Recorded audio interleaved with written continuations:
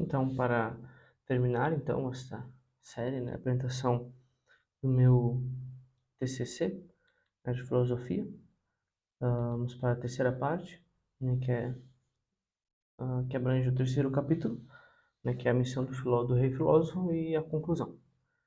Então, vamos começar. Então, Platão, né, após fazer essa, ah, depois, né, dentro do meu TCC, ter falado, né, sobre a questão do currículo, tudo, e da educação, né, do rei filósofo, vamos falar como que o rei filósofo vai, né, que é, de certa forma, a base sobre o qual o rei filósofo vai trabalhar, né, para justamente plasmar esse bem na cidade, nessa ordem na cidade, na polis. Então, vamos falar sobre um pouco da antropologia platônica, né, ou seja, a tripartição da alma, né, essa relação com o Estado, que para Platão está intimamente ligado, né, o Estado e a polis, né, a cidade. Perdão, a alma e a cidade e o Estado. Então, para Platão, né, tem a alma dividida em três partes, né, que é a alma concupiscível, a irascível e a logística ou racional, né? Então, a primeira parte da alma, né, a irascível, a concupiscível, né, tem essa função de dirigir as atividades que constam ao corpo e à espécie, né, como reprodução e alimentação. É um pouco isso que é a função dessa alma, essa parte da alma, melhor dizendo, concupiscível, né? A irascível, melhor, a racional ou logística, nessa parte mais elevada da alma, ela tem a função de dirigir, né, de guiar e dominar, né, essa parte concupiscível, ou seja, dando reto andamento, né, para essa parte concupiscível, né, meio que de certa forma ordenar o todo, né, tem essa é a função da logística, né, a parte da mais elevada, né, e a irascível tem a função, pelo menos deveria, né, de defender a logística, ou seja, ajudar a parte racional a botar ordem na casa, né? Só que muitas vezes é o contrário, né? Ela às vezes acaba tendendo para o lado da concupiscível. Isso vai causar desordem, né? Ela é, de certa forma, ela é uma parte da alma neutra, né? Ela vai, claro, ela vai tender para um lado, mas ela ah, pode tanto apoiar uma quanto apoiar a outra, né? Então ela deve apoiar somente a logística, né? A gente vai ver que depois isso tem muito a ver com o estado, né? Com a cidade, a estrutura, né, da cidade e a estrutura da própria polis grega, né? Então, ah,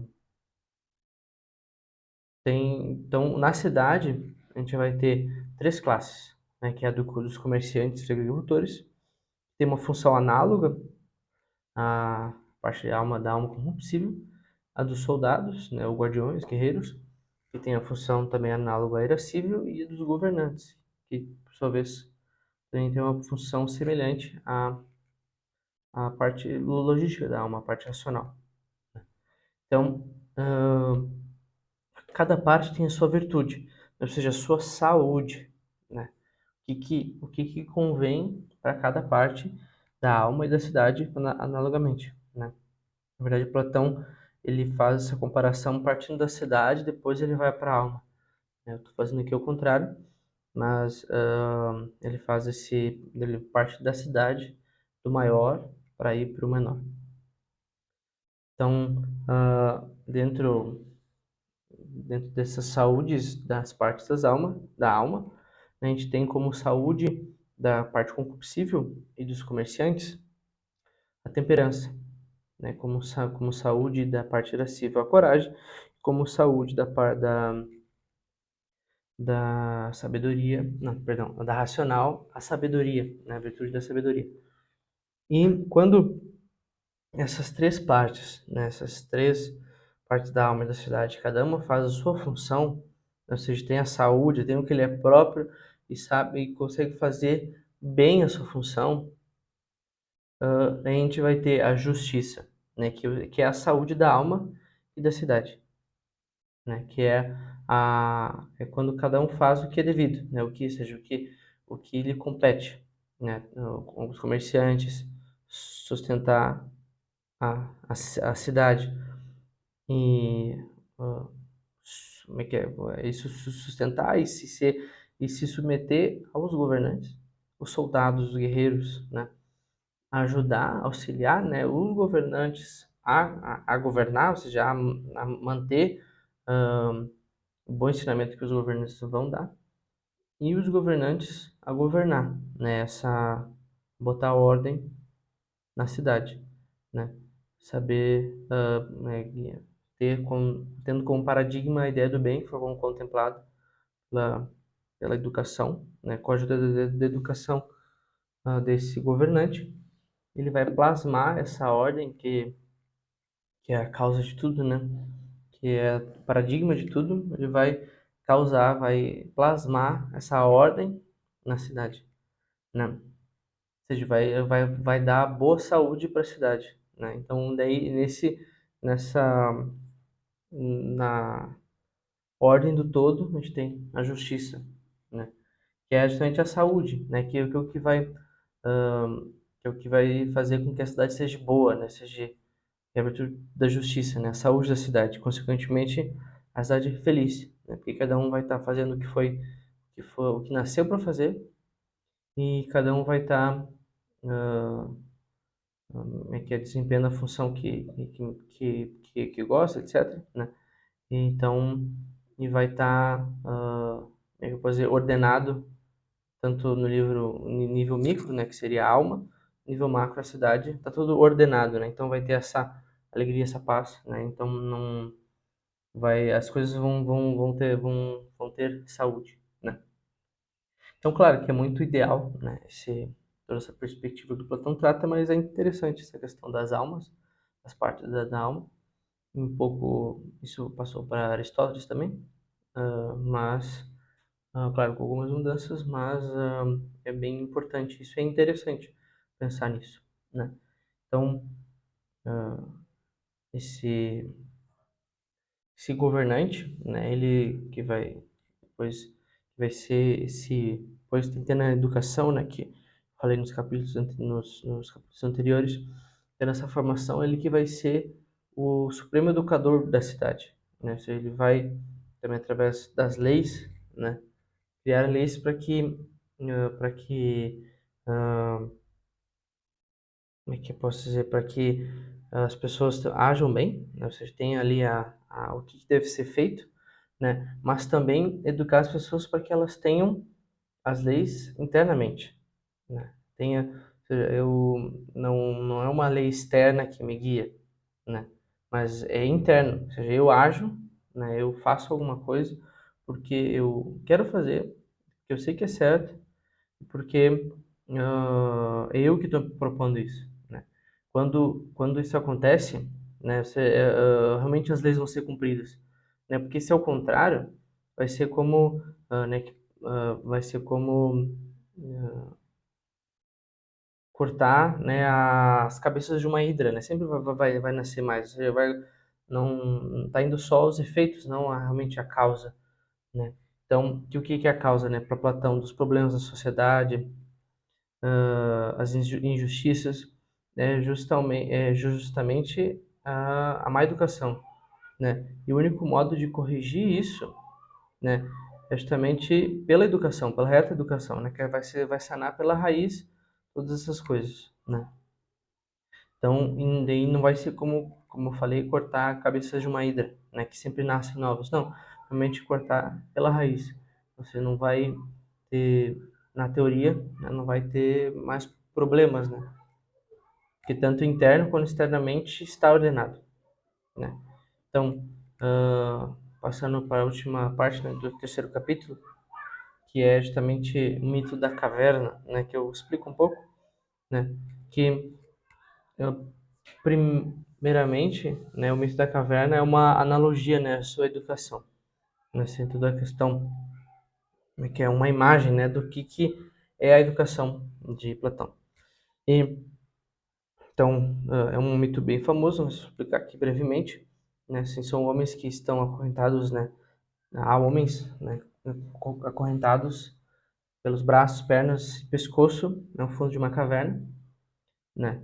E por toda a vida, né? Eles sempre ficaram assim e tem uma parede logo atrás deles, né? E passam como que figuras, né? Pessoas se segurando como que figuras, né? Que são iluminadas por uma fogueira, que está um pouco acima da caverna, né? E essa luz, essa fogueira vai gerar sombras, né? Dessas figuras que estão passando, né? Atrás, né? E esses homens sempre tentam, né? Que é o jogo deles, né? O que eles passam o tempo é tentar descobrir, né, adivinhar, né? Quando que vai passar tal, o que que é aquilo, né? Que som é do que, né? Assim, sempre com opiniões, né? Não tem esse conhecimento verdadeiro sobre as coisas, são sombras, né?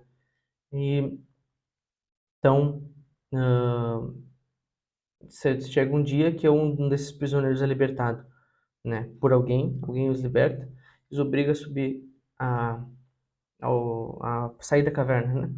Então, vai subir nessa subida é muito difícil, né? Porque está acostumado à escuridão, então vai sempre é um caminho doloroso, né? Quando os olhos ficam ofuscados, ou seja, tanta luz que não vai conforme vai subindo, tanta luz que aquilo dói muito, né? É uma vida toda passada, né, na escuridão, depois, né, quando vai para a luz, realmente é uma coisa que incomoda bastante. Então, depois, passado esse tempo, sai da caverna, se vê no sol, né? E que de novo é um sofrimento, né? Porque é muita luz, né? Mas depois vai se acostumando, vai conseguindo ver as coisas, né? Esse prisioneiro, e ele vê como que as coisas realmente são, né? Ele vê tudo assim claro, né? Vê não vê mais sombras, né? Então é isso dá para ver que é bem ilustrativo, né? Da educação de Platão. Essa questão, né, do filósofo que sobe a contemplação do bem, né, que ele vai numa das alegorias, né, que ele vai usar antes, a alegoria do sol. Ele vai dizer que esse sol não é o bem, né, mas é o filho do bem, né, que vai permitir que a gente veja as coisas, né. Então, ele é a causa, né, dessas coisas, né, o Platão vai dizer. Então, só que depois dessa pessoa ter contemplado tudo, ele vê que os seus irmãos, seus amigos estavam realmente passando por uma questão, sofrendo muito, né? Porque realmente não veem as coisas como são, estão aprisionados, né, no fundo da caverna. Ele volta. Só que no mito, né, o Platão fala que eles ficam fortemente incomodados, né, com essa pessoa, né? Porque justamente para eles aquilo é realidade, né? Então, eles poderiam até correr o risco de matar ele, né? Por a gente falar que aquilo não era verdade, tudo. Então, essa é que isso tudo que eu falei é um pouco bem ilustrado ali na imagem mais abaixo, ali bem ilustrado ali. Esse homem, né, de branco seria um filósofo, né, que resgata esse talvez Platão, né, que a Sócrates que resgatou Platão, né, das sombras, talvez poderia se usar essa imagem. E, né, qual que é a interpretação disso, né? Além de ser, né, uma analogia, né? Mas o próprio Platão fez essa interpretação, né? Seria que a caverna é o mundo visível, né, onde só vemos as sombras e imagens, o mundo exterior ou superior, né? O mundo inteligível, onde habitam as ideias, causas das coisas que vemos no mundo visível, né? Que esse caminho que o homem faz para sair da caverna é a ascensão, né, da alma para a verdade das coisas, né? As coisas como elas realmente são, né? E esse processo, né, é a educação. É que ele sobe, é árduo, é difícil, mas é recompensador no final. Então, também a gente pode ver algumas coisas, né, tendo como base isso, é que o homem sem educação é como alguém na caverna, mas na escuridão da caverna, né, que só vê sombras. Então, é bem interessante a gente pensar isso, né, que o homem não nasce pronto. Ou seja, ele vai tem que aprender as coisas, o homem não é, como é que é? Solta ele assim, ele já sabe de tudo, ou já sabe. Não, ele precisa aprender, ele nasce homem, né, quanto ser humano, mas ele precisa aprender a ser ser humano. Ou seja, ele precisa dos outros também para ensinar e tal. Então ele não é um animal racional, né, pronto, no sentido do agir, do aprender, né? Mas quanto ao ser, ele é pronto, né? Mas quanto a essa questão do agir, aprender, não é, ele precisa aprender. Então, quem vai tirar, né, esse homem das trevas, esse ser humano das trevas, é o filósofo, né? O que vai ao fundo no conhecimento, sabe como realmente as coisas são, né? Então, e depois de ser libertado, né, esse homem, ele sente essa necessidade, né, de libertar os seus irmãos, né? Então, um pouco a gente vê também esse caráter, essa natureza relacional do homem, né? Sempre em relação, busca essa natureza social do homem, né? Que também nesse movimento, né, de sociabilidade, né, ele também se realiza, né? Com isso ele se torna mais homem, né? Mais ser humano. Então, agora seguindo para a conclusão, a gente pode ver que como Platão dava importância, né, para a educação, né, que a ponto de justamente a cidade ser feliz ou não com base na educação, né? Ou seja, ter a alma ordenada, né, que essa que isso que vai trazer felicidade, né? Não uma falsa ordem, uma desordem, né? Isso não traz felicidade, né? Então, vê que a importância, né, para que Platão dava, né, para essa educação. E aí o que está na base, né, da, dessa, dessa educação, todo esse cuidado, é justamente a verdade sobre a natureza humana, né, o que convém a ela, que deve ser ensinado, o que não deve ser ensinado. Platão tinha muito essa consciência, né, assim, de certa forma conhecia bastante da natureza humana, né, por isso propunha coisas que realmente lhe convinham, não o que simplesmente agradava, mas o que realmente era bom para o ser humano, né? Isso que a gente deve também se ater na nossa educação, né? Tanto nossa própria, né? Como educação escolar. Então, o que realmente me convém? O que realmente eu preciso saber? O que realmente eu devo dar atenção? O que eu devo consumir? O que eu não devo consumir? É, assim, no nível da educação, né? Então, isso também, essa questão, né, que Platão também já tinha essa questão de tirar, de um pouco censurar, entre aspas, as coisas que as, os poemas, que poderia trazer vícios e trazer e mentiras, né? Ele tinha isso a gente pode ver a natureza mimética do homem, né? Que ele realmente o homem imita. Então o homem deve imitar o quê? Imitar o bem, imitar o que convém a ele, né? Imitar o que é certo. Então isso é bem importante assim, né? Justamente imitar o bem, ou seja, imitar o paradigma do mundo, assim, da vida, né? Imitar o que realmente é bom para mim, não o que eu acho que é bom, não o que pode me agradar um momento, não, o que é bem, o que realmente vai fazer bem para mim, né? Não naquele momento, mas objetivamente, quanto à minha natureza, né?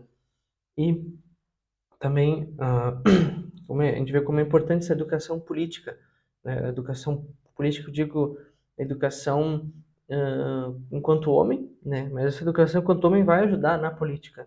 A gente vê no Brasil como que isso é deficitário, né? E muitos políticos acabam sendo muito ignorantes, né? Não conhecem a natureza humana. E eles correm o risco de justamente propor leis, propor coisas que não convêm à natureza humana, que não são bons, né? Então, essa educação é bem importante. E também, no, no meu contexto, né, e no contexto, assim, dos seminaristas, dos padres, importância também da formação sacerdotal, né? Não uma coisa medíocre, mas também o sacerdote ele deve ter esse conhecimento, ele deve conhecer esse bem, né? Chegar um pouco na contemplação desse bem que a gente tem de modo mais fácil pela fé, mas é interessante ter esse contato com Cristo, contato com Jesus, que vai realmente nesse encontro fazer viver a partir daquilo, né? Poder se transformar e transformar as pessoas a partir daquilo, né? E se formar bem para poder também poder se doar melhor, né? Ser mais livre, né? Porque eu vou realmente ordenar as minhas paixões, ordenar a minha alma e poder levar ela para o que realmente interessa, né? Que é Cristo, não ao que parece bom, mas o que é bom, né? Então, ah, eu vou ler aqui o último parágrafo, né, da monografia. Ele é assim: por fim, quem realmente nos mostra a verdade da natureza humana é Jesus Cristo, o caminho, a verdade e a vida. É Ele o verdadeiro educador, que nos mostra o caminho até o Pai, para a harmonia, ordem e paz verdadeiros, sendo também o bem que deve ser plasmado no mundo. Ele, sendo a verdade, é também o caminho que nos leva até a pátria celeste, nossa autêntica morada, onde Ele é Rei e governa com justiça.